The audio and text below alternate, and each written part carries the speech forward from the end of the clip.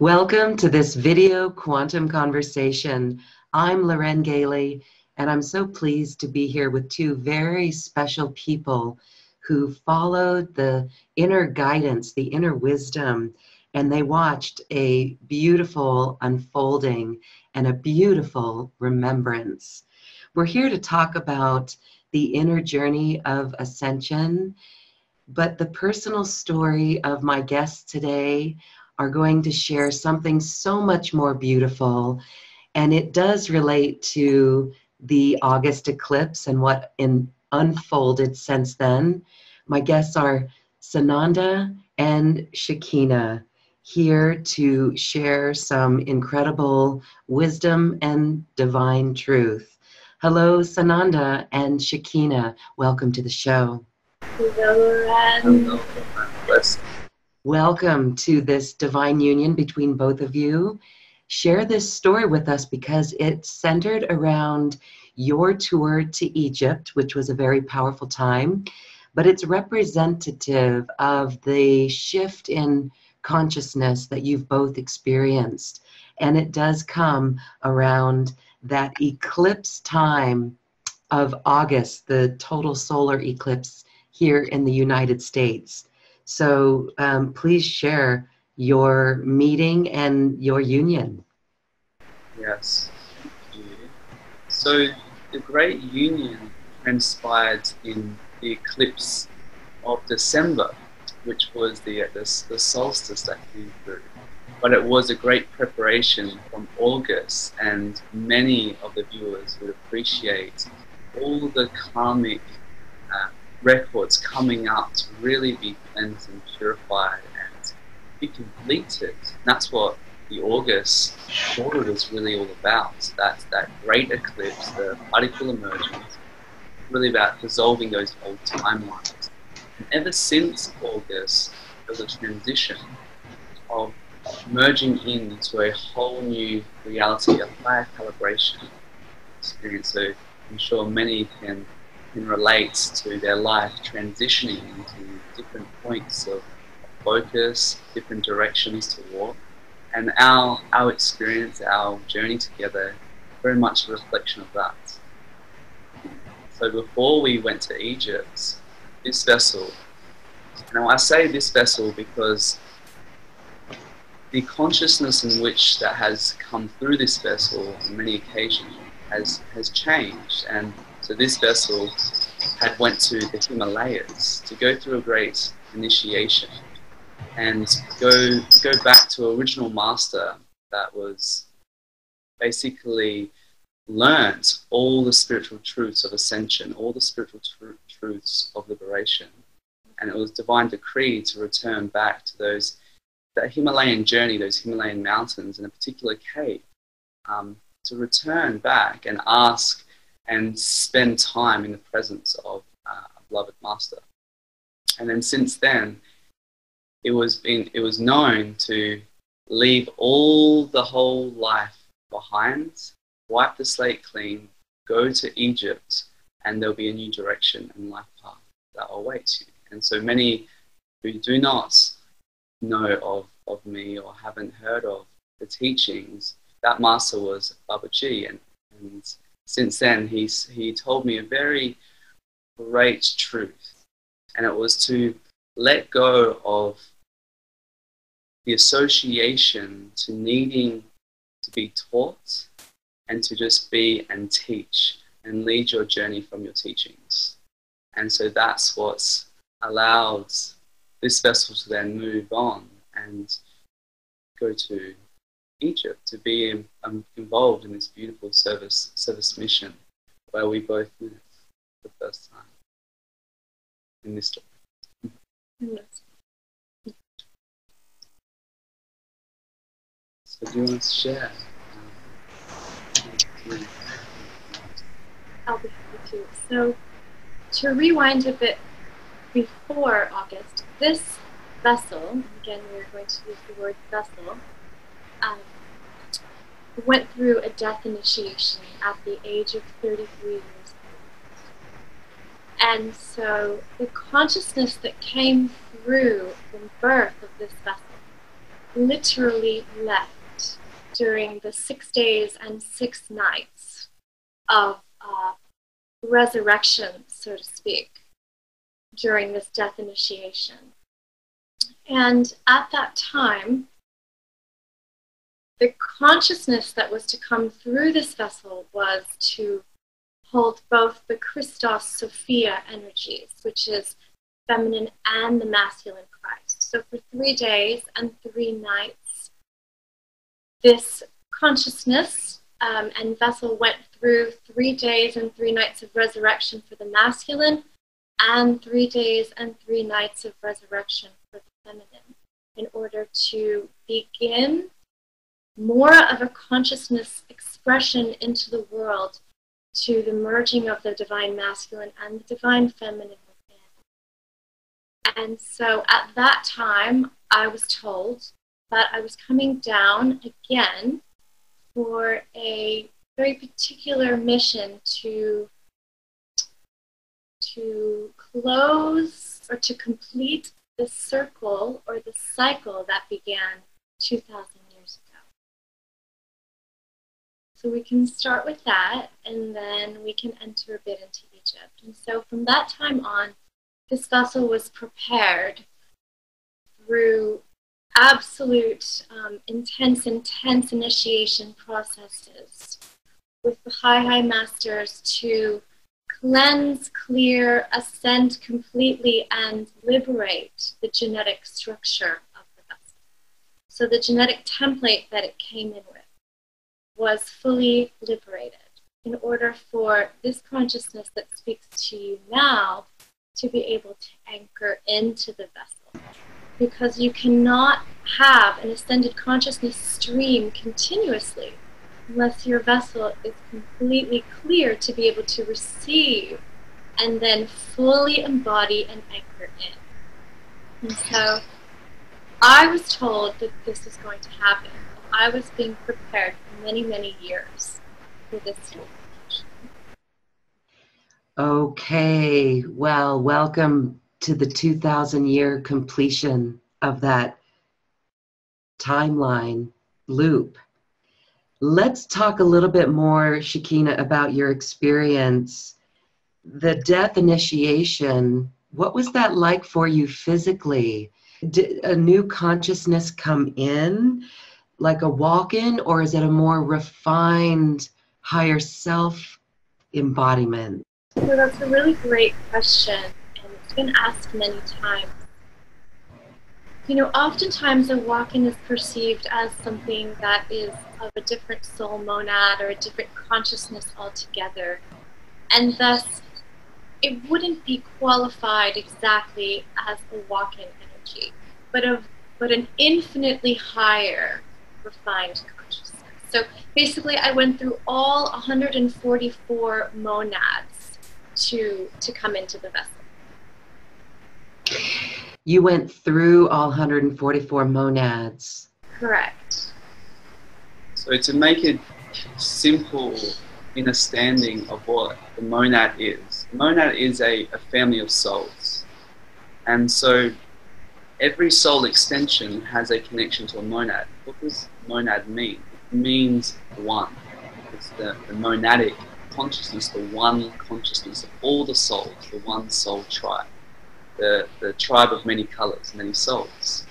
And so when you start embodying on your own ascension pathway, on your own liberation pathway, when you start embodying more of the soul intelligence of who you truly are, you start absorbing the monadic field, which is 144 soul extensions. And why is this number 144 important? Well, the importance of 144, we plus them all together, all these digits, it actually equals 9, which is the number of completion and liberation. But 144 is very significant because the speed in which light travels, it doesn't actually travel, it appears to travel, but actually light is more of an omnipresence than it is a linearity. However, the arcs, when it arcs its current, the magnetism and its electric qualities, when it arcs that, And when Earth receives those arcs of light from the sun, because the sun is a primary source, it receives it at a 144,000 arcs per grid second. So the entire grid system of the planet is calibrated to the 144, which is just the speed of light, or the essence of light itself. And so souls are like reflections of the monads. And so, yeah, like little fractals of this core fractal being monad itself. So when you embody that inside your body, inside your chakras, inside your nadi, your spiritual nerves, inside your meridians, inside all the internal biocircuitries, your body becomes illuminated, fully illuminated at the speed or at the essence of light, which is 144,000. So there's 144 souls, but the monads, then when they amplify that, it becomes 144,000, which is the source of one, the source of light. And then it goes beyond that as well. It's never ending, this ascension journey. It consistently continues to evolve and evolve. Well, then I would say that you have gone through this liberation, which is really an ascension process. You've ascended. Yes, absolutely. Fully ascended and liberated, which there's quite a distinction in relationship to. In other words, they are not interchangeable. Ascension is, there's a conception right now about the ascension, and it's the ascension, it happens outside the body. We're leaving. No, we're not.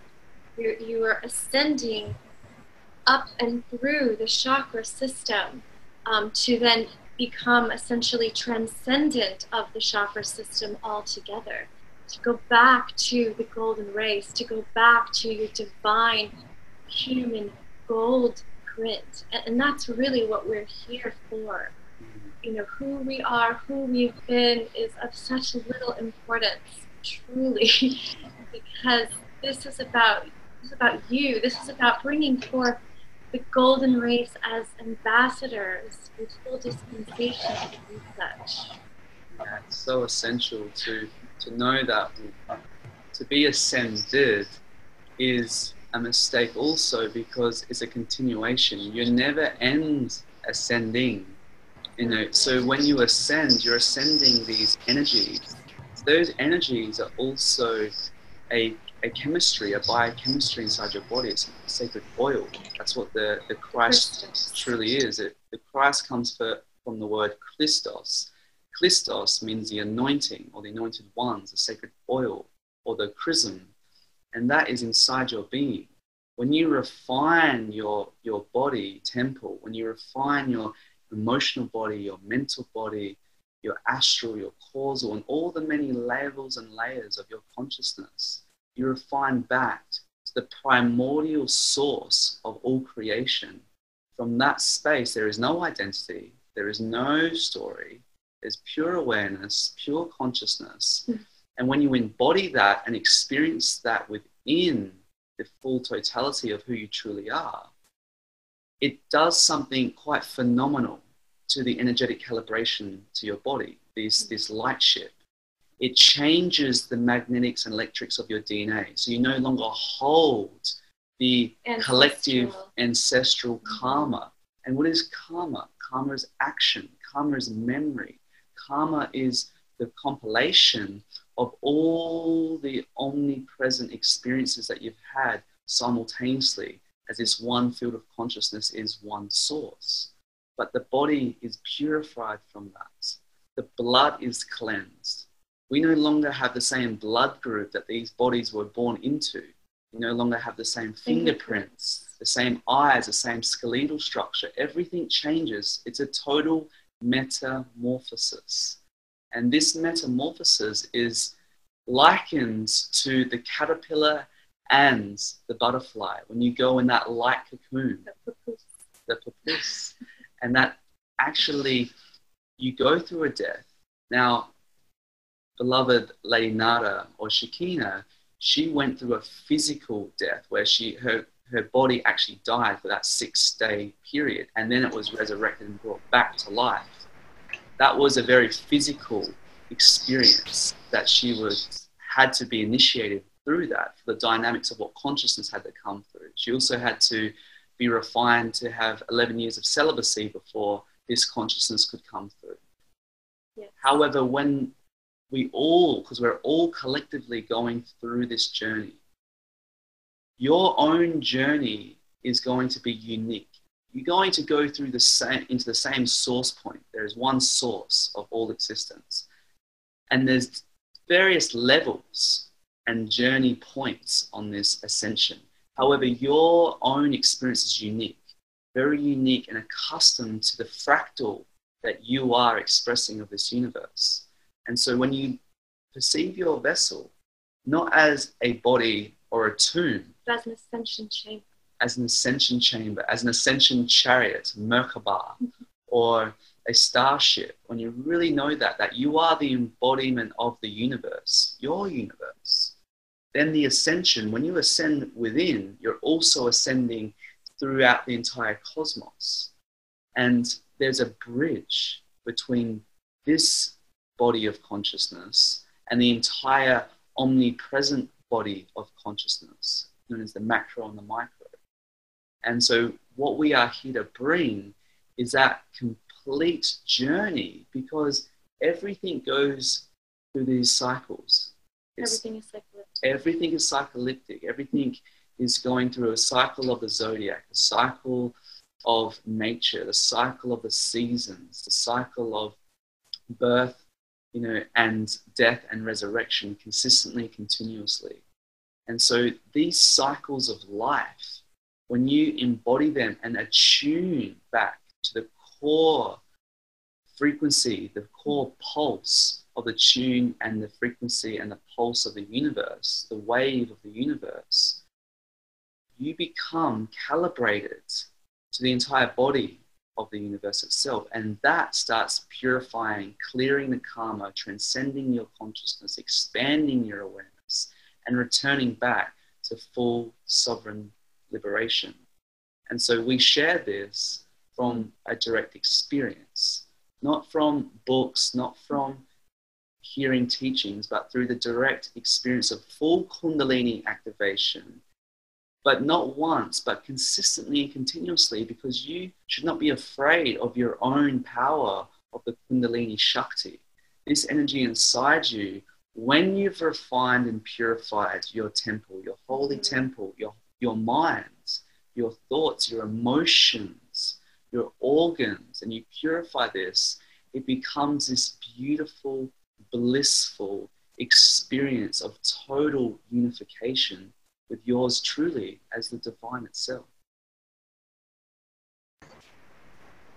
So I wanted to take a moment to just have everybody drop into that pulse of the all that is, the most luminous presence of the divine spark of all that exists and lives in all, in every drop of rain, in every flower, in every being, in every animal, and in every human expression.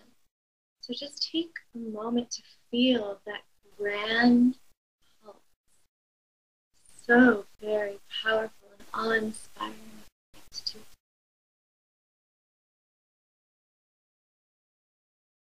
And so expansive.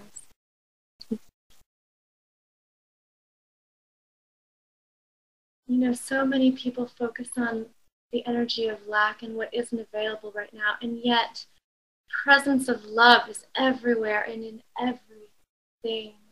So just take a moment to focus on that incredible love and call in that love.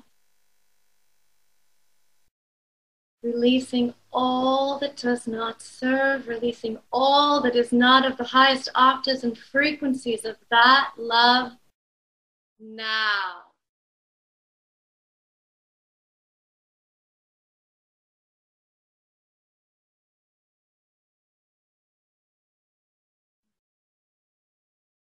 And dropping deeper into the heart to listen, not through the ears and not through the ephemeral human brain, but through the heart and the omnidimensional presence, where everything is possible and everything is love. And that's how we invite you to listen to our story, because our story is your story. Truly, the way showers, you've done this experience, you've gone through this. And so it brings up questions as we refine and purify all of it. And Lady Nada, Shekinah, when you went through the 6 days and 6 nights, merging with your masculine and feminine in the death initiation, Sananda said that the physical body died. Yes. The doctors spoke of this vessel as the miracle one. And they, had no understanding of how there was this return or this resurrection process. And it was because I was to come back as the version of the ascended Christ, which we just spoke of. So to try to depersonify what many have believed to be that is feeling important at this time. And so that absolute releasing of all karma was to ascend and fully liberate or prepare for liberation, because liberation didn't actually happen until probably about 5 or 6 years after the death initiation. After the ascension, perhaps 6 years later, came the liberation. And thus, and it is completely different when you have no thoughts. You don't have wants or desires or are playing from the game of polarity integration any longer, for it has already merged within its perfection of both. One without balance with the other can never, ever, ever reach divinity. It isn't possible. It must be able to merge. The Christos Sophia within all beings must come into a full emergence and a full unification in order to be able to really be. Okay, thank you. It's so interesting to hear your journey, and I know there's questions that it might not be so easy. So the physical body, I know there's ascension symptoms that people talk about, that people experience, right? And so, and you mentioned the full Kundalini activations all the time. What can we do to really, I would say that some people don't even know that this is going on. If higher light's coming in, the body's not able to process it. Is that part of what's going on? It's when these light packets come in and they begin to open up and they begin to unpack and unlock things inside of you. But as things are unlocked, anything that's still in distortion also has to come up and be seen and experienced. And that vibration and the vibration that's coming in does not match. And so you begin to feel this distortion within you, or this discomfort, and it begins to be expressed in the physical body, because that's the way the messages are coming through. For human beings, it's almost like if you have a little headache, somebody's not going to say, oh wait, let me go deep inside and see what emotions are coming up right now so that I can instantly clear that. No. Most people are going to go and grab an aspirin and put it inside of their body and mask whatever it is that's happening. And so this is the way the pain body works, or we're going to call it the message. It feels like it's a little bit lighter than the pain body. So the message body comes in and says, hey, perhaps there's something that you may want to pay attention to at this moment. And so what happens when these light packets come in, these high frequencies are coming in for everyone in the planet right now, whether they're aware of it or not. There's also so many soul exchanges coming in on the most kind of benign level. It isn't coming in these massive waves because the body would not be able to sustain it. So when these Kundalini activations happen, for example, it's like, you know, everybody says they want their powers and they want their gifts, and yet it comes with great responsibility to be in a world service contract, because your every expression is magnetized infinitely so that everyone can feel it, even unconsciously. So you have to be so pristine with everything, with your actions, with deeds, with your words, with absolutely everything. And so what happens with these Kundalini activations is that your grand pillars of your identity, and that can be so terrifying for so many. And so that's a lot of what's happening as well with these great frequencies and ascended frequencies.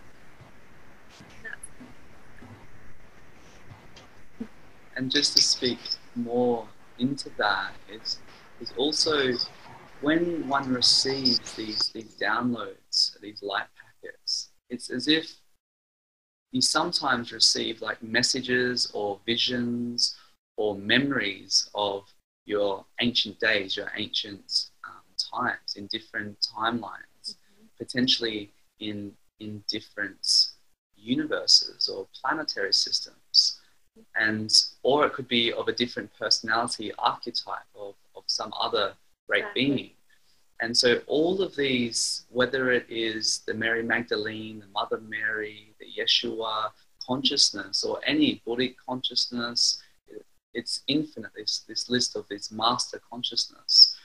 What happens when you receive that inside you, every human heart has specific flames of those soul intelligences, the monadic calibration. And so some hold a percentage, say a percentage of Divine Mother Mary. And when you receive those high intelligences, you start receiving that direct broadcast or that divine feminine energy or whatever it may be, because it's a field of consciousness. But in order to fully embody and crystallize those energies, the distortions have to be fully cleared and cleansed. But also it's the genetic imprints. Every genetic structure is a combination of 4 letters. It's like the alphabet of the DNA, A, T, C, and G. And they create a specific pattern. For you to be an actual incarnation of that being, of that field of intelligence, your entire genetic structure has to match identically to that genetic code. And then you are embodying the full genetic template, the full heart flames that hold that energy. And you have the gifts, you have the miracles, the abilities to bring forth in of service to the divine plan, to be of service to humanity. That is the whole point to these cities, these city powers, these city gifts. So when you're going through this journey, you feel dizzy, for example. That's the ringing in the ears. The ringing in the ears or the downloads that are coming through. Potentially, you're not fully in your body because you're going off ship or off planet even to actually your body to receive these downloads, and your consciousness is somewhat removed so you don't go through the turbulence. But then sometimes you experience the turbulence because these are like your initiations to know that you can ground this frequency, you can become a master of reality in a centered, grounded, anchored way. Exactly. So it's like your process in which to, in a way, initiate yourself that you are able to hold these higher calibration. And so your own karmic lessons come back to teach you these lessons of life mastery and polarity integration of the light and dark. And so what's also happening right now is for especially those who are really awakening more and more in the awakening stage, about 12% of archetypal energies right now are entering everybody. And so what's occurring, we've dropped into this many times, and it's like, okay, yeah, this being is 12%, this being is 12%, this being is 12% of whether it's Yeshua or Mary or, you know, whatever it is, Zeus. I mean, it's all across the line right now. You know, there are, these percentages are to open up the perceptual understanding of what is possible and what has occurred, and to begin to embody these energies, to release, again, this goes back to the gold, the golden race of humanity, to move through the dark age and the bronze age and the silver age into the golden age. And that first happens within you. Everything first happens within this beautiful Ascension temple. Yeah. It is to be honored. It is to be absolutely put in the highest frequency of foods, put in the highest experiences, bring forth the most profound thoughts of love and nothing else, because anything else will devalue this precious, precious temple. And so to go into a little bit more about the pieces that are coming in, so many people right now are coming to us and asking us questions. Okay, but I believe I'm the incarnation of so-and-so. And it's like, all right, let's go. And we can read all of the records, and we get to see all of the portals that are opening up and all the beings that are around.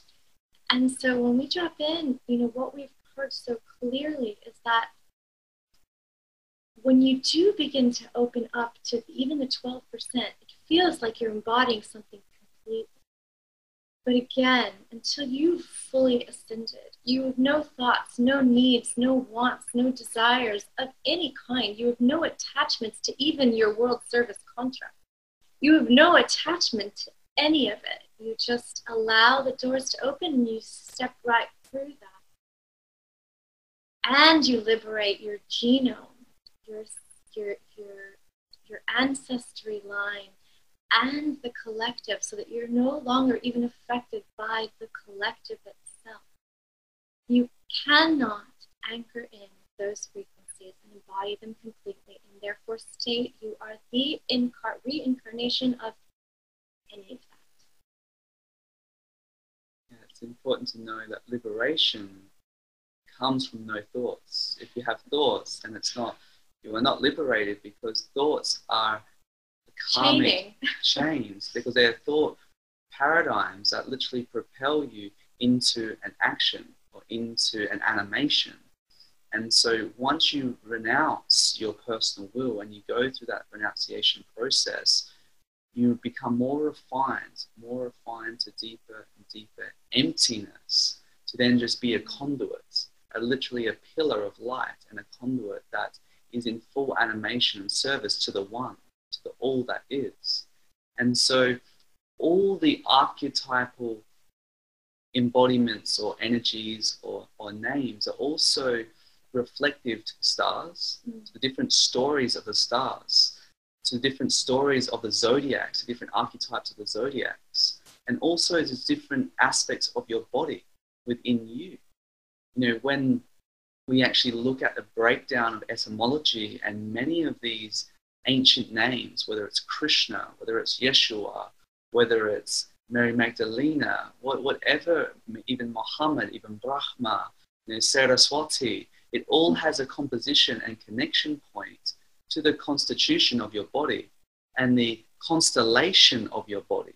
All the divine aspects of your body, when you break down the etymology, there's a significant portion of that historical story or narrative is speaking to your actual internal process. As above, so below. As within, so without.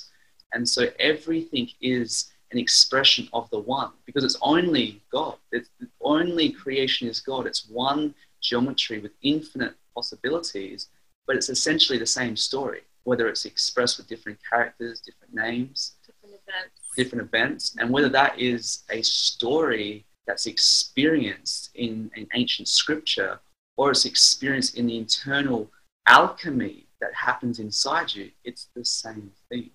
And that's what we're here to bring. We're here to bring the completion of all these narratives, because once you let go of the story, embody the totality, and just enjoy the great celebration of this miracle of life, then you realize what it's all about. And these are the teachings that we're going to be bringing forward, is really the complete teachings of what we were essentially unable to bring forth 2,000 years ago because of the patriarchy and because of all of the absolute convolution that came from that time. And so that is what we have embodied, our ascended form of those frequencies here and now, so that we can do that. Fascinating, truly fascinating, and quite an inspiration, really. I know so many are really feeling this and feeling, understanding the possibilities, right? Understanding more about what this is about. And we wish it with ease and grace, but it's not so easy. Let's talk a little bit about the surrender and letting go and the death of the ego, right? No attachments. That's going to be a big one for people, but I know we all understand it. We understand it as having no more triggers. Nothing will trigger us anymore. I love how you say inner standing. This is when we look at what is presenting and clear it, work with it, purify it. Yes, and you're not standing under anything. You are clearly encompassing a complete and total embodiment of what it is that you are working to recalibrate yourself. And so, for example, this vessel has the exact codement of both Mother Mary and Mary Magdalene, because it was necessary for the grace of Mother Mary energy and the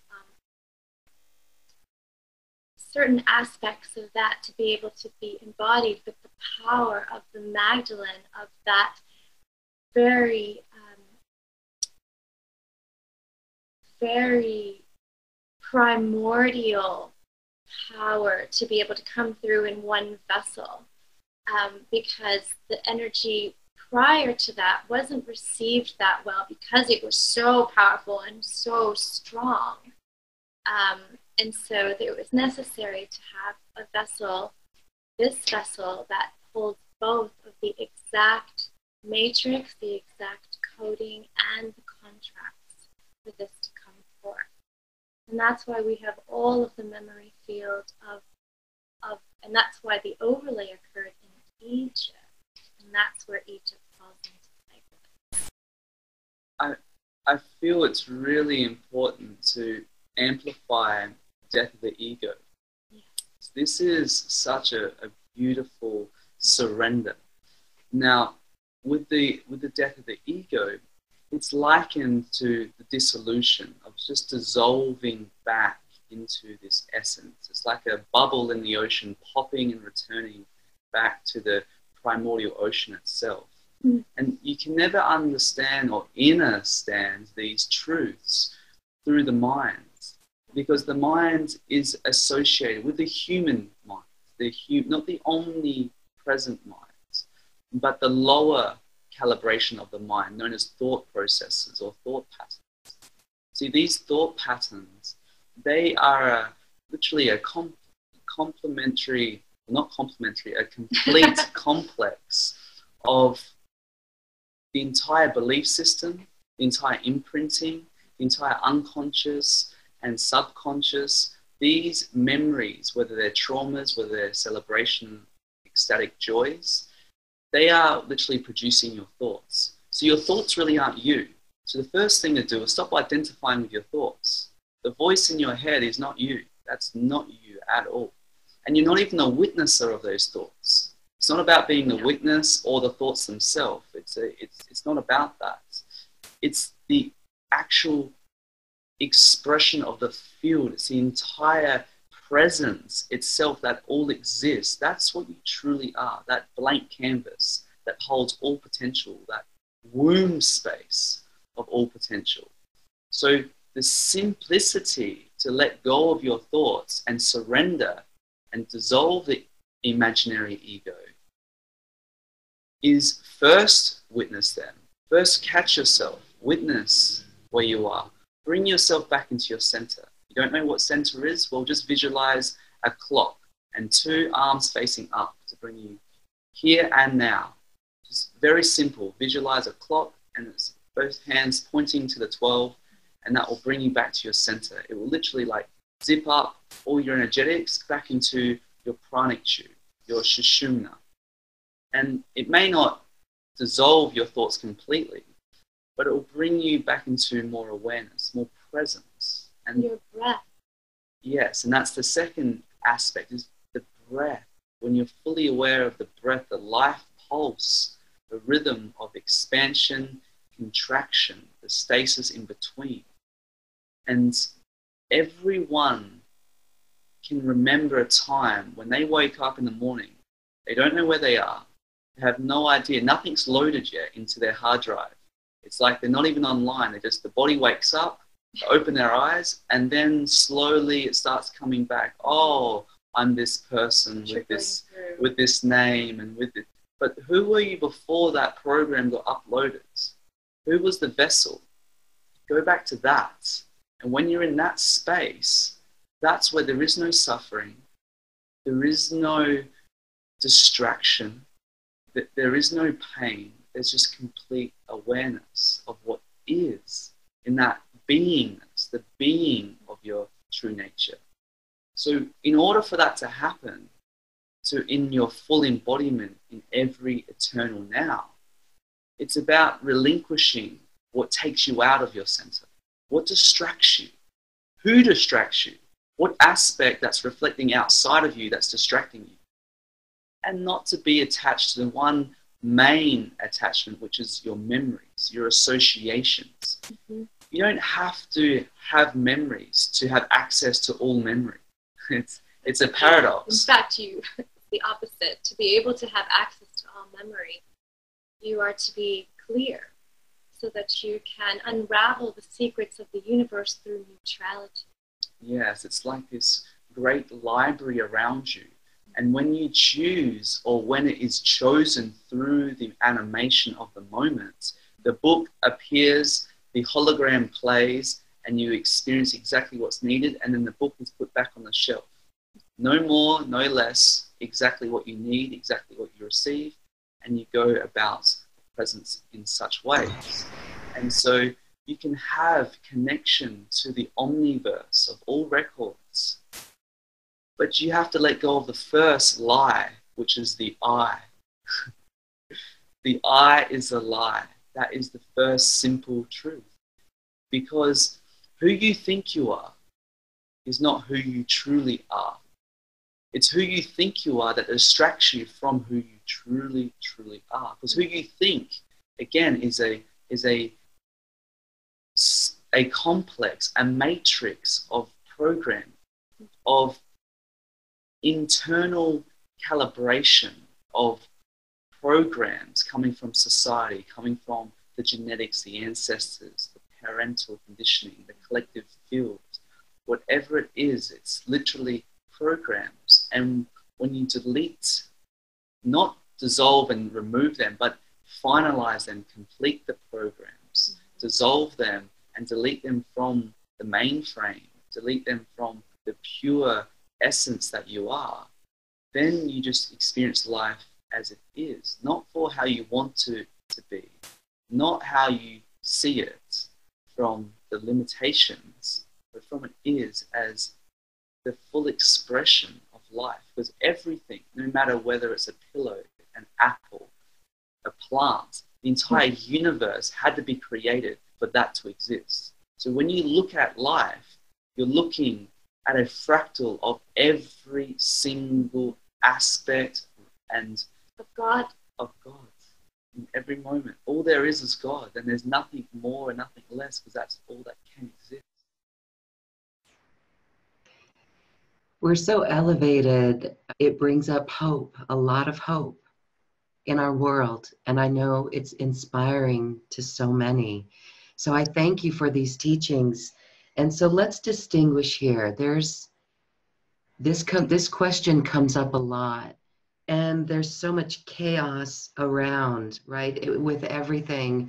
I don't even want to go into politics because that really brings us back into these thoughts and the programs that we have to dissolve and delete. But how do we dissolve and delete these programs when our family is worried about the outside world? So kind of it's this bridge between where you are and the rest of us as humanity stepping into this.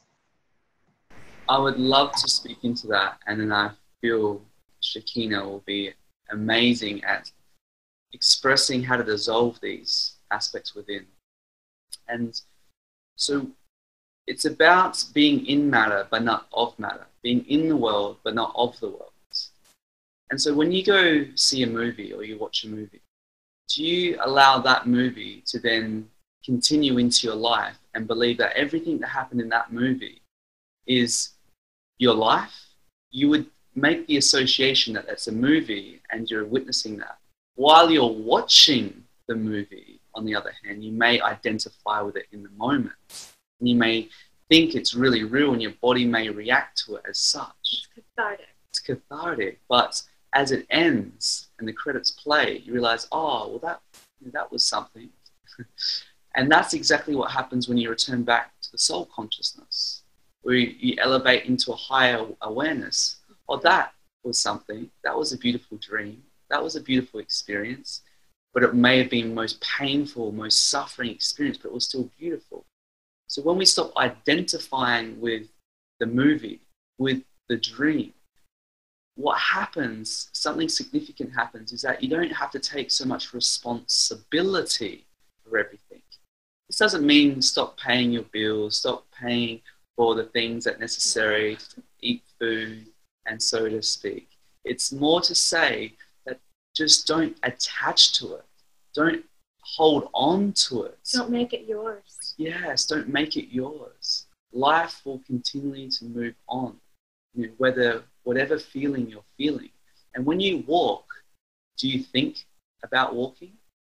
When you're walking every day, does your body freely animate, or do you think that I have to take the left step, the right step, and so on and so forth?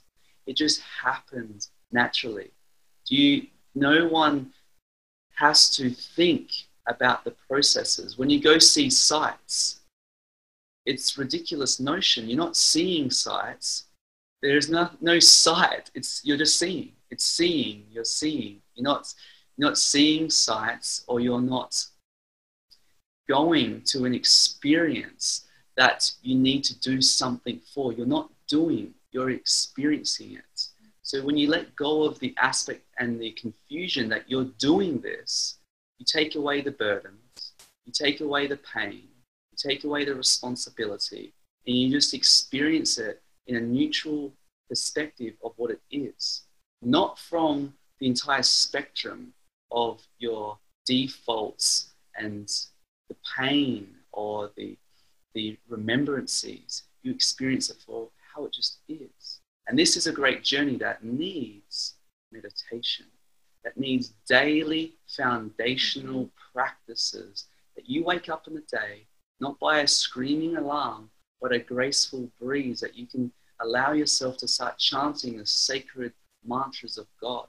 Sit in a meditation space and just be aware of your breath. There's many, many, many, many practices and tools. It's about doing what feels right for you and doing it. And I'd really like to introduce this concept of forgiveness at this moment, because one of the reasons that people are anchored to their past traumas or beings that have seemingly perpetuated, and I say that because there are no victims here.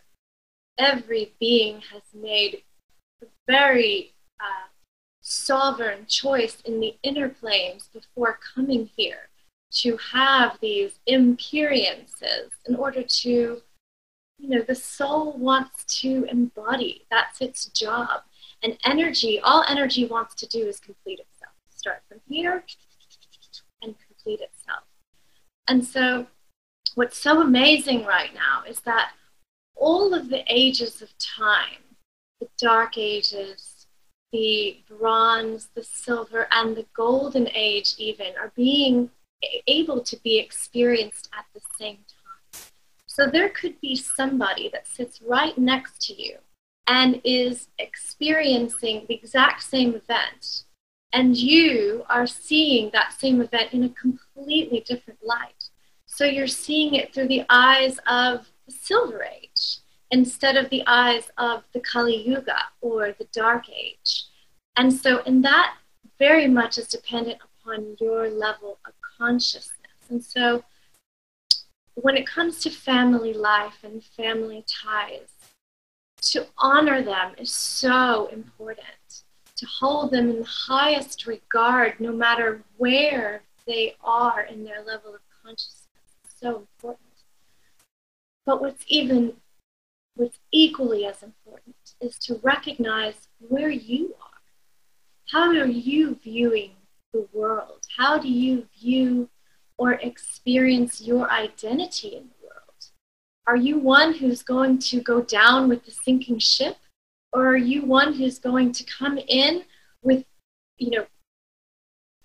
on the magic carpet ride that says, "Come, beloveds, come to me, so that I can uplift you evermore."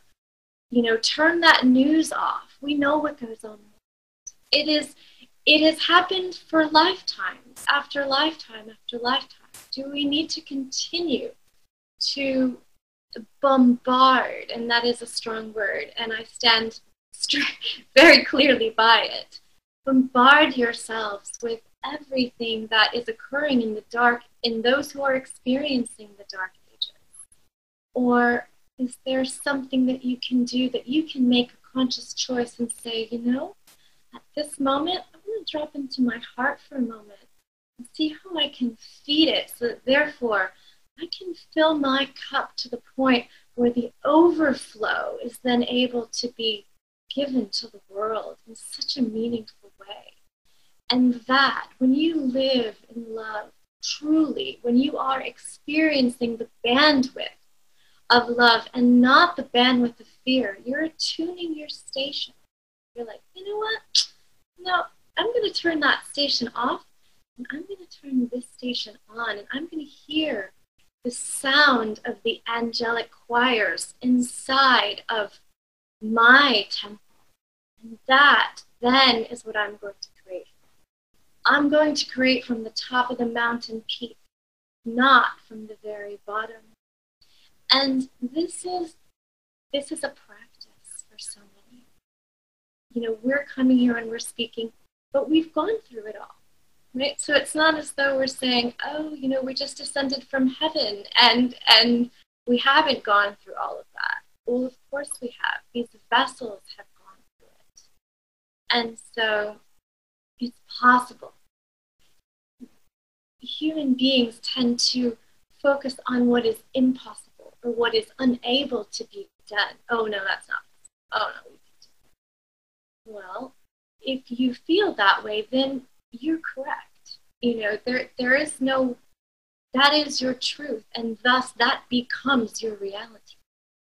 And so it's really a matter of, your breath, it controls your thoughts. Your thoughts control your emotion and the way you perceive and receive these satellites that then go out into other universes as well. And therefore, that controls your behavior. And so how you animate in the world with grace and ease and precision is very dependent upon your breath.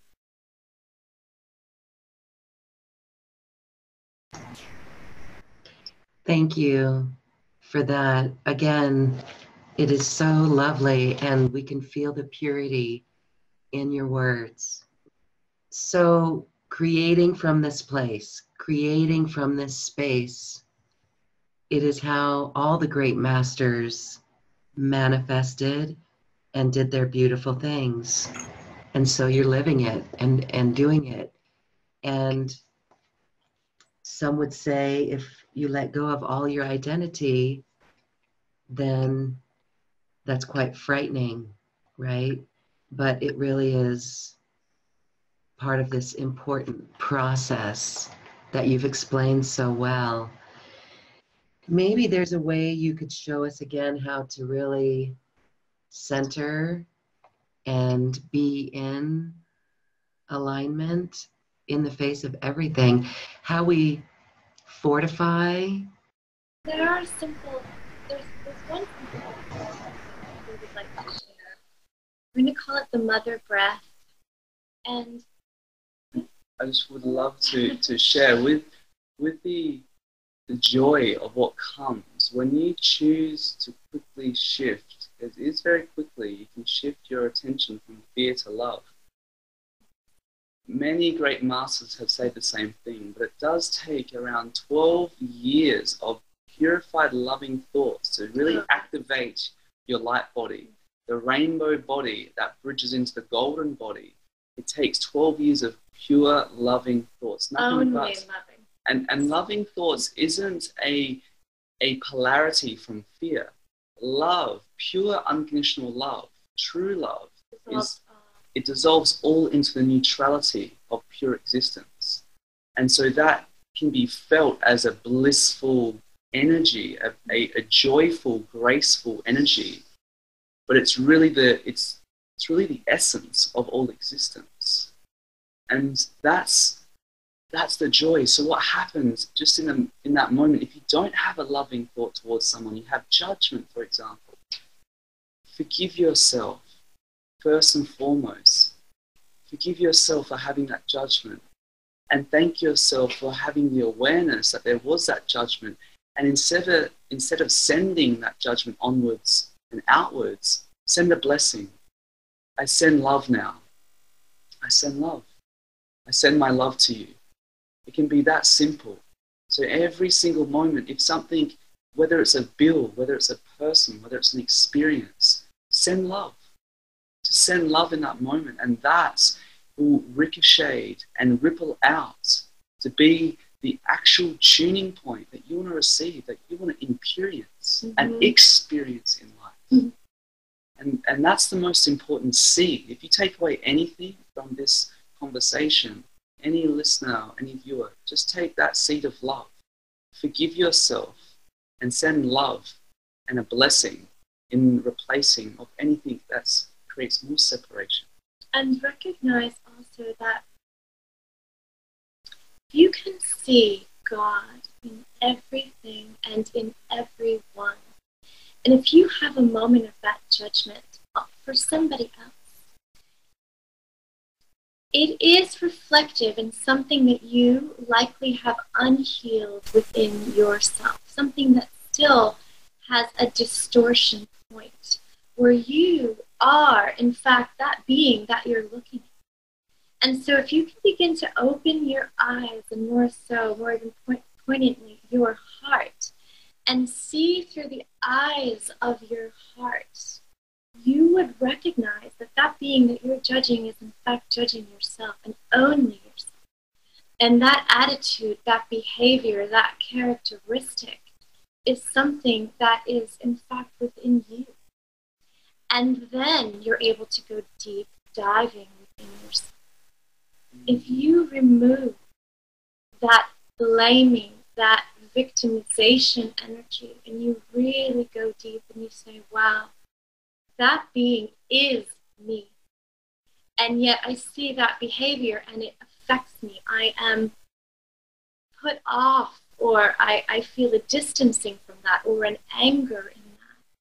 that is your immediate opportunity to stop what you're doing and go inside and say, what aspect of me is reflected now? And really feel that. It could be a parent, it could be something your mother or father had a characteristic of, and therefore thus you have an association with within yourself. And therefore that gives you the opportunity to forgive that mother or father energy. And in that moment, a tremendous amount of healing can take place. And you will also see that being that you were so critical of just sort of dissolve itself right from your very life. And it's wonderful. The amount of power through love that you have is unable to be, it's intangible. It is ever present in all things, and it is infinite. The I that you wish to speak from is the infinite I, not the small self that is needing to take power from another. Yes, and that small I, that illusionary I, don't fear the dissolution of the identity, because you become more equipped, more in tune, more in alignment when you release that aspect that is limiting you consistently and continuously. When you fully release that, it's so much more easier, simplistic to animate in reality, because you don't do the things out of a desire to please others, out of desire to do something that's not suitable to the heart calibration of what you're truly here for. You stand firm and you only listen to the guidance of the divine. And so when you let go of the small I, your operating system, your human hologram is divine golden temple that you embody, that your field is embodying, experiencing and experiencing, is much more efficient when it doesn't have the noise of that I anymore. So it doesn't need to be a difficult process, because you'll always be held and supported through grace and ease if you choose that. It's like you walk into this mansion and you just walked in the front door and you can see this hallway. You don't know how many rooms or how many levels this mansion has, but you've just taken 1 footstep inside. And that's the I that's taken 1 footstep inside. But to go any further, you have to let that ego go. And then you'll realize that there's infinite rooms in this mansion. There's infinite levels, there's infinite realms that hold different potentials, that allow you to bring different powers, different gifts, different abilities to be of service. Mm-hmm. But the first necessity is to let the ego and leave it at the door. And then you can play in this playground of God, of source, of the universe, whatever word you choose to associate with that great divine presence. But you must leave it at the door to really begin this great, great journey and play. It's a play of life. It's a play of creation. Playground. It's so much fun to be in these amazing, goodness, we get to experience the most beautiful, wonderful things here on this earth plane. Pay attention to those things and recognize identity is I-density. I live in density when I have identity. And thus it's just something that the moment that you surrender into who you are as this being who has a focused expression in consciousness as a role playing right now. Well, we're playing a role right now. We are formless and identityless, but here we are, we're in form. And here we are, we're speaking to you, beautiful, beautiful Loren, and this entire world of beings who are going to be listening to us, and we're so in honor to be here, but we're not what you see at all. This is just the focused expression of Lady Nada and Sananda. We are so much more than that, and so remember that and When you look in the mirror, instead of looking at your flaws, look into your eyes and see your soul. Beautiful. Really expressing the power of love, which is really beautiful. Again, this conversation is exquisite and very pure. And I want to share something with our viewers and listeners. Let's talk a little bit about your story. Shekinah, Lady Nada, you said preparing for this, it took 11 years of celibacy. Yes. And you two are in love in a divine, pure way. And your relationship is not the lower chakra physical expression of love that humans know of in this earth. That relationship that you have is of an ascended level as well. So share about this, because we hear from those who are on the ascension path that it is this union of masculine and feminine energies within themselves as well. And that's what you guys are expressing too. It's a different kind of love. So we're going to share something with you now that many of our students around the world know, but we are what's called a twin ray.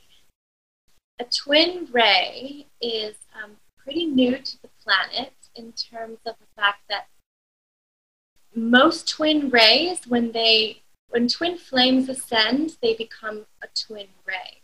And the twin rays that have ascended have not come back to the planet or doing work in other places and other universes, but have not re-entered into this plane. So we are here as twin ray, which is like mother and father of twin flames, for example, to help open all the doors and portals for all beloveds on the planet who are really here for the purest service to thy God source within, and to the universe and to the planet in with the highest integrity and the highest form of purity. Now this vessel has still not, we have not yet come together in physical unification.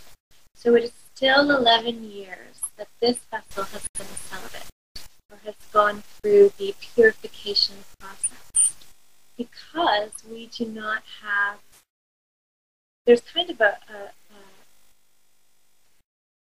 what's it called when something is, there's an irony here. So we have the ability to have all the free will in the world that we would choose if we chose. But since we've given away all of that to God, then we are just only in divine decree. And thus, we are very much in a tantric union at the highest level. And we don't need to have that kind of lower chakra connection. In physicality. In the physicality. It's a different way to connect with someone from the heart chakra and beyond. We can sit and just stare into each other's eyes, into each other's hearts, and experience ecstasy and experience an orgasmic connection inside these physical vessels. We can do breath and meditation and tantra, but not with touch, not necessity to need the touch. But this is not to say that the physicality is impure or not necessary. It also is so beautiful, and anyone that's in a divine relationship that wishes to use that sexual energy, that creative energy in such a pure, refined way, then that's beautiful. These vessels do not need that. We don't require that. We have such an unconditional love for one another that we're already filled and complete. We don't need something to complete us. It's just that we are abiding in that sacred love for the divine, and the divine is what brings this pillar into the twin ray expression. And so for all the twin flames out there, if you've heard of a twin flame or if you have a twin flame relationship, the purpose of that twin flame relationship is to ascend together, is to unify together, to then be of service to humanity. And then a twin ray is one unionship. When a twin flame has ascended, there's 7 potentials that map out between the 7 personal chakra system, which is 7 potentials of the twin flame. But there's one twin ray, is when you actually ascend, that flame, that essence of God unites in a trinified light that actually returns back to its source point. And that's where you are one field, the unio mystica. You are one union, one field, but 2 vessels. One consciousness. And one consciousness stream. So we are very telepathic. If we were to touch each other, that telekinetic touch, we touch and feel on the other vessel. So it's quite an interesting energy because you can have multiple bodies. We have multiple bodies. This is one body that you see that we speak of. Our lineage, our pathway of the immortals, of the ascended ones, there's many, and it's very simple to create other bodies for yourself. Once you've purified this body, and once you've liberated this body, you can multiply yourself. And that's where there's no need or desire to touch and animate in a lower chakra spectrum, because we just don't have those chakras. And for you, that you're going through this process, know that the bliss, the orgasmic delight of pure connection to God is an never-ending, infinite volcano of eruption that glorifies and sanctifies you in every single breath.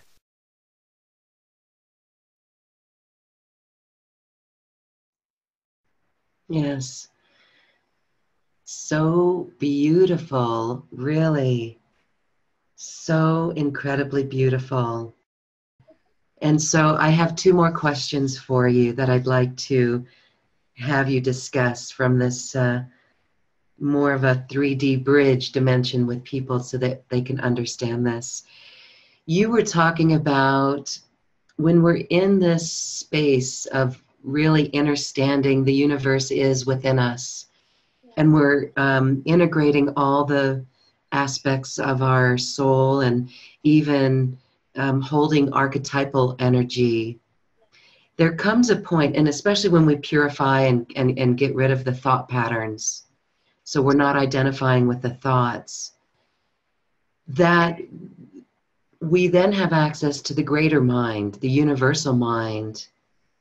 As we're centered and we ask a question, center from the heart, can you just explain a little bit more of that process of what hologram unfolds? When you say having access to the universal mind, what would it be like to have access to the universal heart? And how would that instantly shift your ability to animate in the world?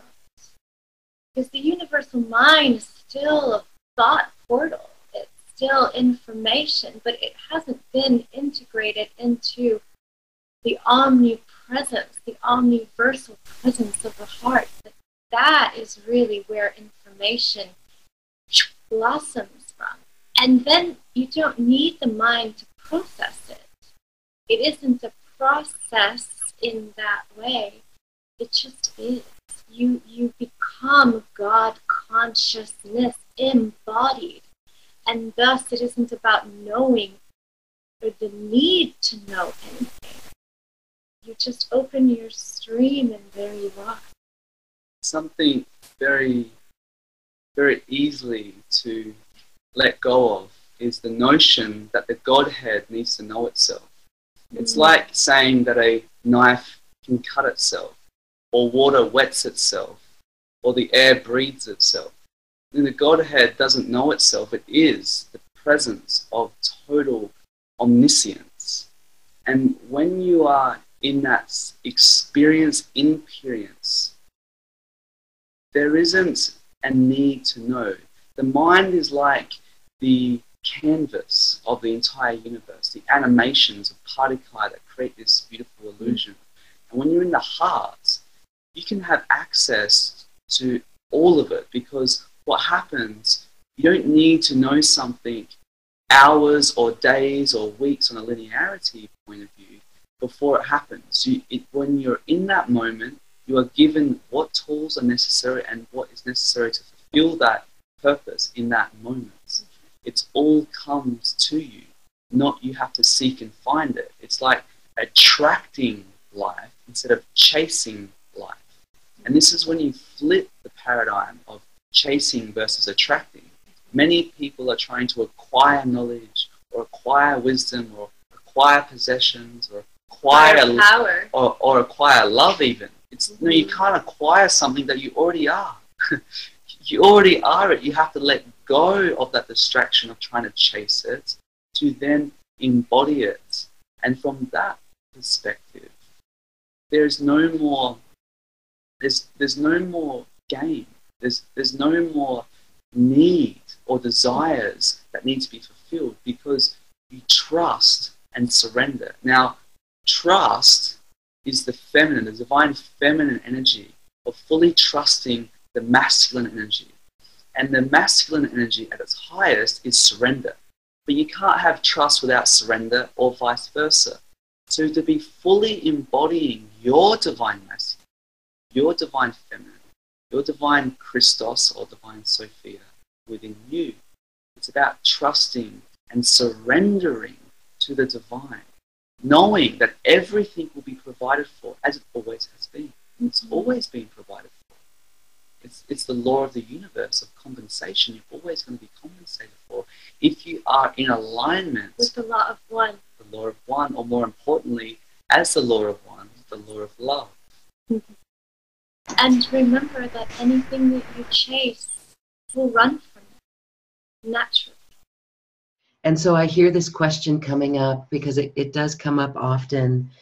For those who do not have a twin flame in their life, or a twin ray, which is the ascendant aspect of the twin flames, can you offer some words then that everything really is okay? That maybe we're not meant to, right, be in physical form, that there is a peace within that. Exactly. The twin flame is in you. When you have that flame inside you, you are complete. You are sovereign. You are free. Your partner doesn't bring something to you. You both amplify the flame together.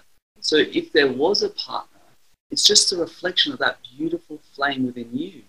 However, if you don't have that and you're on a solo journey and timeline, your main relationship, whether it's a twin flame, twin ray, the relationship, soulmate, the relationship, or even if you're single, the relationship never changes. It's your relationship with God. And God. It's your relationship with the divine, which is expressed through yourself.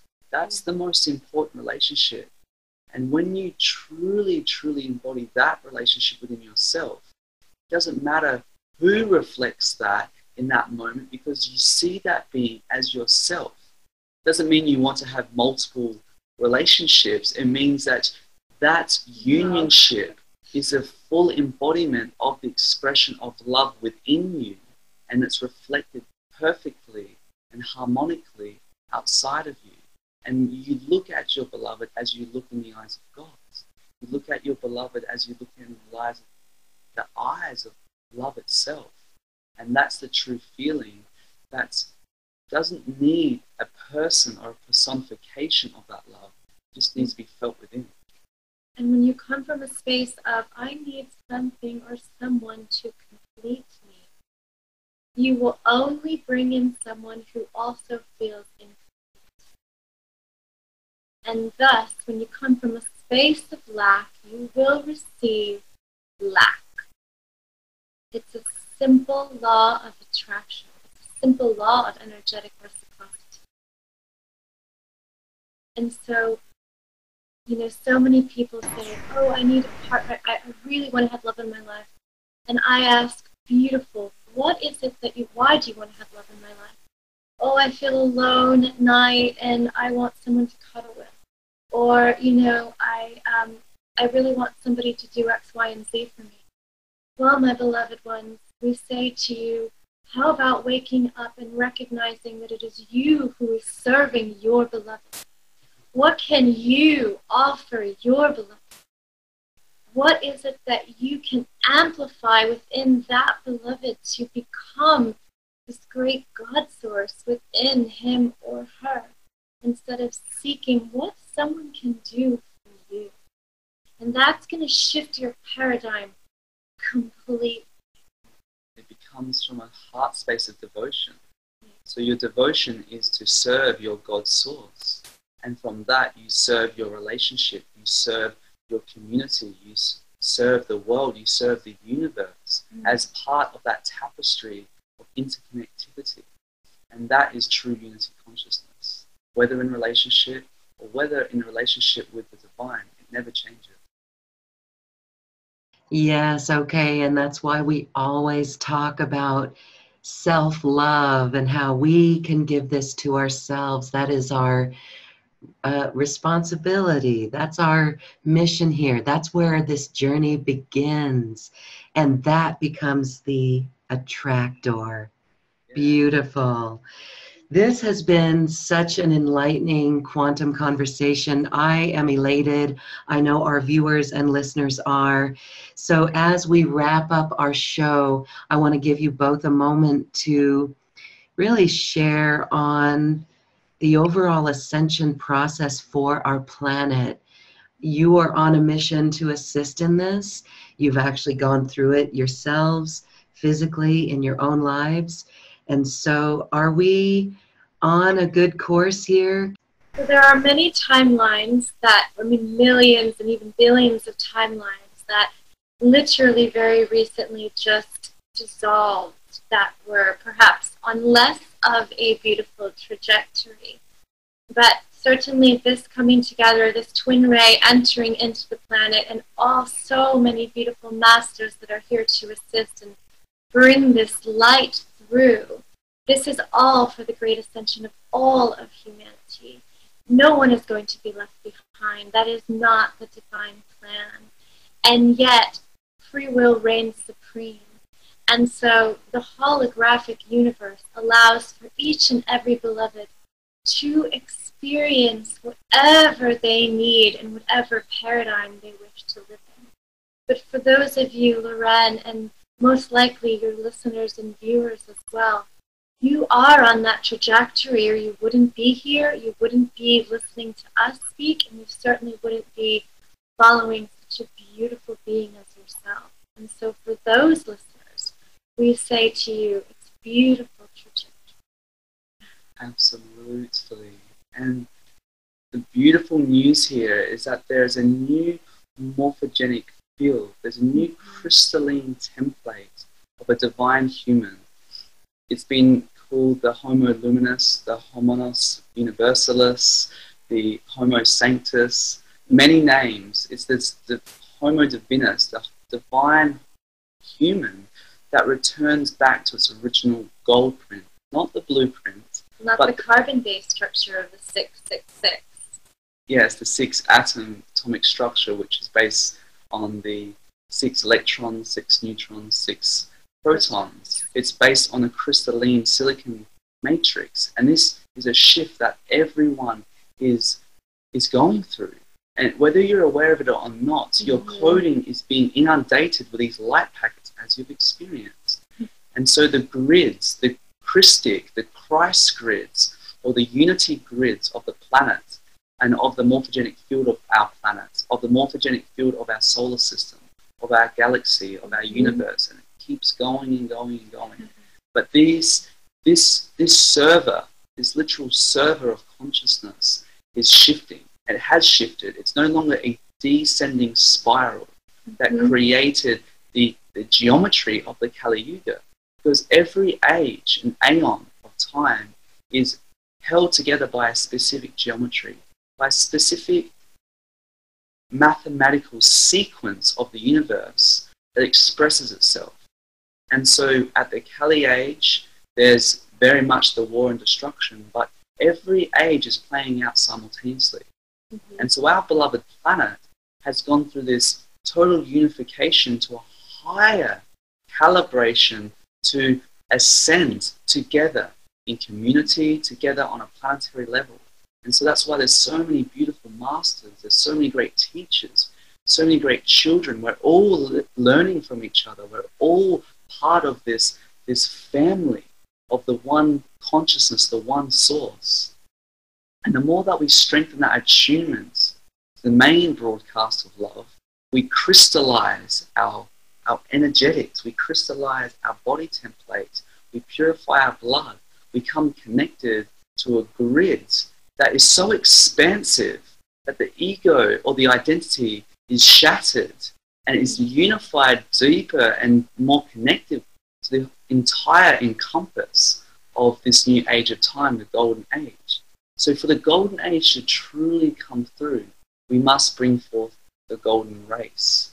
And this is what we have been given, the dispensation, the great honor of the ambassadorship, to hold the geometry of this golden race, to not only teach it, but give the practices that are necessary for every being to become illuminated. And that golden, illuminated self is your highest, pristine purity, the essence that you truly are. Many masters have gone through this rainbow light body ascension, have turned their bodies into light. We've experienced our full body illuminated and come back into calibration. It's like you dissolve into millions and infinite fractals, and then you re-accumulate them back, and it re-syncs your hologram back into a new structure. This is possible, and this is the happening. It's literally encoded into the grids of this sacred earth, the sacred Gaia, and it's also encoded into the morphogenetic template for our collective species. So with that being said, we are on a great ascension cycle together as one. We love you all from the depths of the universal heart, the omnipresence of love itself, and we, in great reverence to you, Loren, for holding such a heart portal for all these beautiful viewers and listeners to really hear the wisdom and the words and the feelings of the truth that they know deep inside. You have reminded us of the truth as well, and this is New Earth, and this is the best news and the greatest news, the real news of all. It is the truth, and we are all there together, ascending as one. So beautiful. Lady Nada and Sananda, thank you for this quantum conversation. You're invited to continue the teachings of Sananda and Shekinah in the special offer, Internalizing the Cosmic Christ. It's a 4-part program with 4 transmissions. It's just really to teach us about what Christ means at the cosmic level, at the embodiment level. It's about twin flames, it talks about sacred union, being on purpose, what contracts are. It's a 4-part series with 4 wisdom teachings and then also 4 transmissions. The program is definitely goes into deeper aspects that we just spoke about. It's very powerful. People have had extraordinary experiences